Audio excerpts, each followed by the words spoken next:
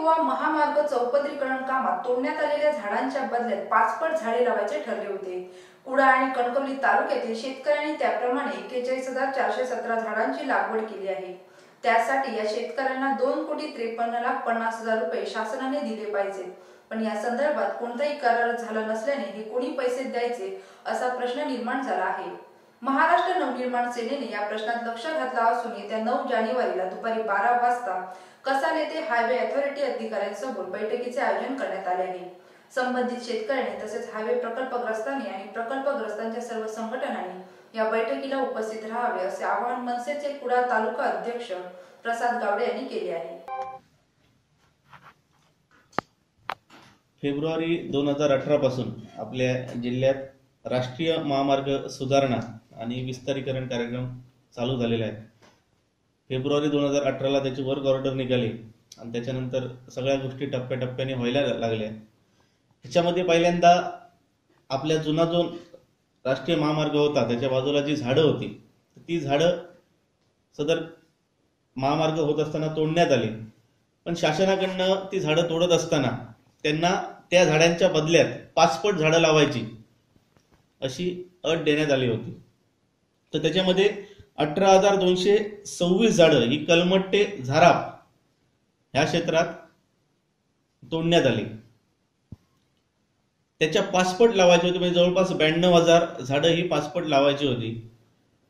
तर ती लावत असताना लावणार कुठे हा मोठा प्रश्न आम्ही सुद्धा म्हणजे प्रत्येक पक्षाने विचारला होता, नागरिक सुद्धा विचारत होते की नेमकी कुठे लावणार 5 पट झाडं। म्हणजे जवळपास तुम्ही खारेपाटण ते झाराप हे क्षेत्र बघितलं तर 40,000 झाडांची वृक्षतोड करण्यात आली आणि त्याच्या 5 पट म्हणजे 2 लाख झाडं ही लावायची होती।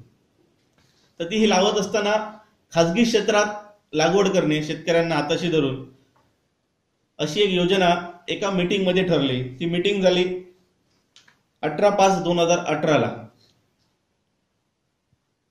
मे महिन्यामध्ये मीटिंग ठरली आणि त्याच्यामध्ये रस्त्याच्या दुतर्फा जो गार्डस्टोन आहे त्या गार्डस्टोन पासून दुतर्फा 1-1 किलोमीटर अंतरामध्ये ही झाडं खाजगी क्षेत्रात लावायची शेतकऱ्यांना धरून असं ठरलं। या मीटिंगला सामाजिक वनीकरण, फॉरेस्ट विभाग, राष्ट्रीय महामार्ग प्राधिकरण, जिल्हाधिकारी अशी एकत्र येऊन ही बैठक घेण्यात आली आणि त्या बैठकीमध्ये फक्त ठरलं त्याच्याप्रमाणे सामाजिक वनीकरण विभागाने हा कार्यक्रम हाती घेतला। हा कार्यक्रम हाती घेत असताना वन विभागाच्या अटी शर्तीनुसार 5 पट झाडं लावायची होती।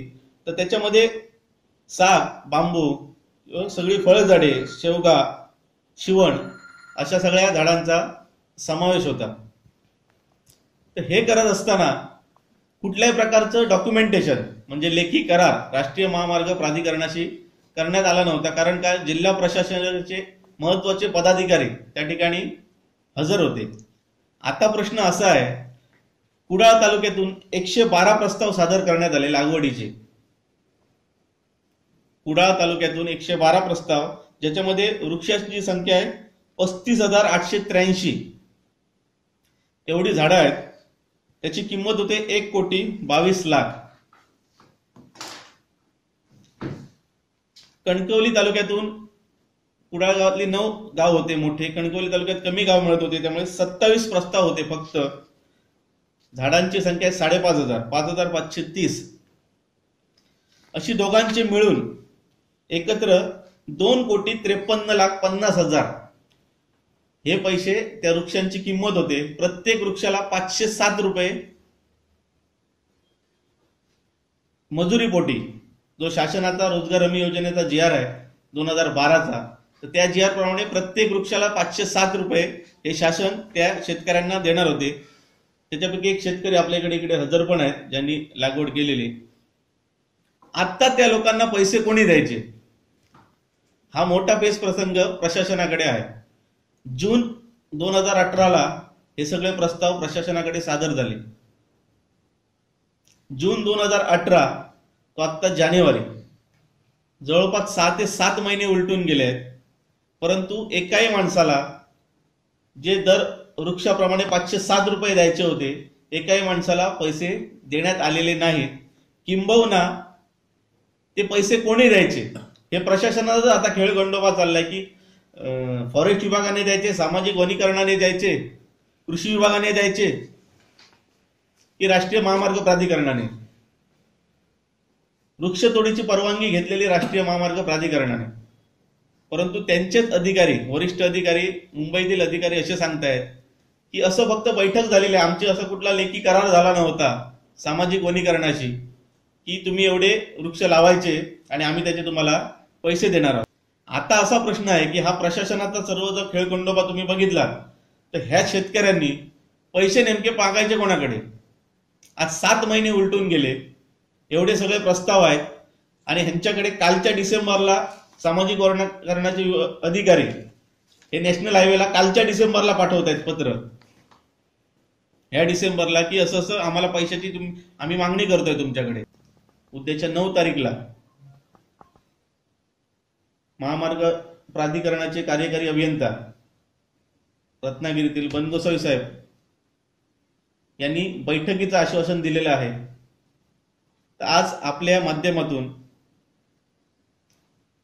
ज्या ज्या शिष्टमंडळांनी आजपर्यंत राष्ट्रीय महामार्ग काम होत असताना त्यांच्या मागण्यांसाठी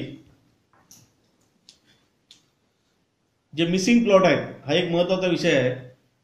राष्ट्रीय महामार्गाचं काम होत असताना प्रत्यक्षात त्याचं सर्वेक्षण झालं नाही, गुगल मॅपवरून 3D सर्वेक्षण करण्यात आलं आणि आजच्या घडीला अनेक असे प्लॉट आहेत शेतकऱ्यांचे जे त्यांच्या रेकॉर्डला दिसत नाहीत, प्रत्यक्षात ते आहेत महामार्गावरती सर्वे नंबर, आणि त्यांना ते मिसिंग प्लॉट म्हणतायत.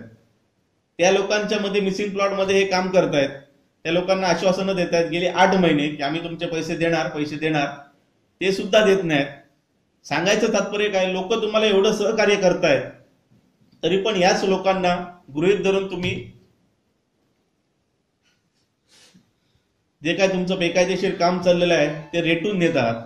तर या संदर्भात जिल्ह्यातल्या सर्व नागरिकांना आमचं आवाहन आहे की 9 तारीखला कसाल येथे राष्ट्रीय महामार्ग प्राधिकरणाचे अधिकारी, आमचं शिष्टमंडळ सन्माननीय उपरकर साहेब यांच्या नेतृत्वाखाली या ठिकाणी बैठक आहे.